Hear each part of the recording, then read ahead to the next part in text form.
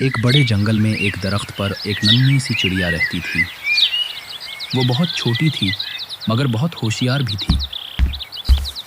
اسی جنگل میں ایک شکاری آتا اور روز پرندوں کو جال میں پھنساتا۔ ایک دن اس نے چڑیا کو بھی پکڑنے کی کوشش کی، لیکن چڑیا فوراً بولی، اے شکاری، اگر تم مجھے چھوڑ دو تو میں تمہیں 3 قیمتی نصیحتیں دوں گی جو ساری عمر کام آئیں گی۔ شکاری نے لالچ میں آ کر اسے چھوڑ دیا۔ چڑیا نے پہلی نصیحت دی، کبھی بھی جھوٹی امید پر خوش نہ ہو۔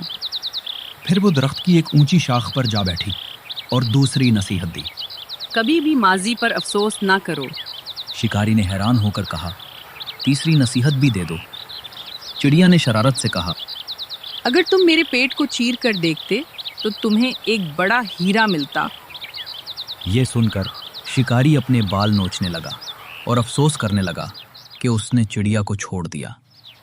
چڑیا ہنستے ہوئے بولی، میں نے تو ابھی تمہیں کہا تھا کہ نہ جھوٹی امید پر خوش ہونا اور نہ ماضی پر افسوس، اور تم نے میری دونوں باتیں بلا دی۔ اب تیسری نصیحت سنو، کبھی بھی ایسی بات پر یقین نہ کرو جو عقل کے خلاف ہو۔ یہ کہہ کر چڑیا خوشی خوشی اڑ گئی۔ ایک گاؤں کے بازار سے ایک غریب لڑکے عامر کو ایک پرانی لالٹین ملی۔ لالٹین پرانی اور دھول سے بھری ہوئی تھی۔ اس نے سوچا کہ اسے صاف کر کے اپنے گھر رکھ لیتا ہوں۔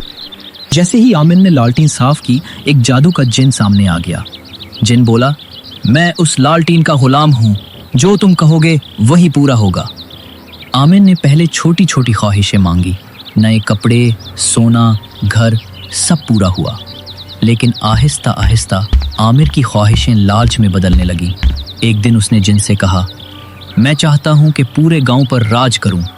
جن مسکرا کر بولا، یہ تمہاری آخری خواہش ہوگی۔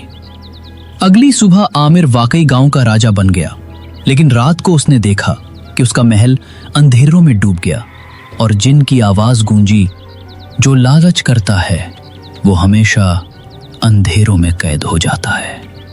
اگلے دن گاؤں والوں نے دیکھا کہ عامر غائب ہو چکا ہے اور صرف ایک پرانے لالٹین محل کے اندر چمک رہی ہے۔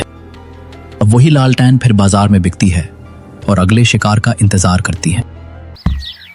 ایک گاؤں میں ایک پرانی حویلی تھی جو سانوں سے بند تھی۔ لوگ کہتے تھے کہ اس حویلی میں ایک چھپی ہوئی تجوری ہے جس میں ڈھیر سارا سونا، ہیرے اور انمول خزانے چھپا ہیں۔ گاؤں کا ایک غریب لڑکا علی ہمیشہ سوچتا تھا کہ اگر وہ تجوری ڈھونڈ لے تو اس کی زندگی بدل جائے گی۔ ایک دن اس نے ہمت کر کے حویلی میں قدم رکھا۔ اندر اندھیرا تھا، دیوار پر پرانی تصویریں، جالی ہوئی ماشال اور ہوا کی چیختی آواز۔ اچانک علی کو ایک پرانا نقشہ ملا جو حویلی کے ایک گپت راستے کی طرف اشارہ کر رہا تھا۔ اس نے راستہ ڈھونڈنا شروع کیا اور نیچے زمین میں ایک سیکرٹ گیٹ کھول لیا۔ جب وہ اندر گیا تو وہاں ایک پرانا لاک سسٹم تھا جو صرف ایک پہیلی سالو کرنے سے کھل سکتا تھا۔ پہیلی تھی، جو اس خزانے کو اپنے لیے رکھے گا وہ ہمیشہ اس گھرے کا حصہ بن جائے گا۔ علی نے سوچا اگر وہ سب اپنے لیے رکھتا ہے تو شاید وہ بھی پھنس جائے گا۔ اس نے فیصلہ کیا کہ خزانے کا حصہ گاؤں والوں میں تقسیم کرے گا۔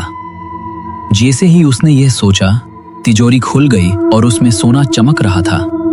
علی نے وعدہ نبھایا اور خزانہ سب میں تقسیم کر دیا۔ حویلی کا بھوت جس میں ایک پرانے ملک کی روح تھی، اس سے آزادی مل گئی۔ اگر علی لالچ کرتا تو وہ خود ہمیشہ کے لیے حویلی کے اندھیروں میں قید ہو جاتا۔ اگر آپ بھی اپنے نام کی کہانی بنوانا چاہتے ہیں تو کمنٹ ضرور کریں۔ کہانی پسند آئی ہو تو لائک کریں، شیئر کریں اور مزید کہانیوں کے لیے چینل کو سبسکرائب ضرور کریں۔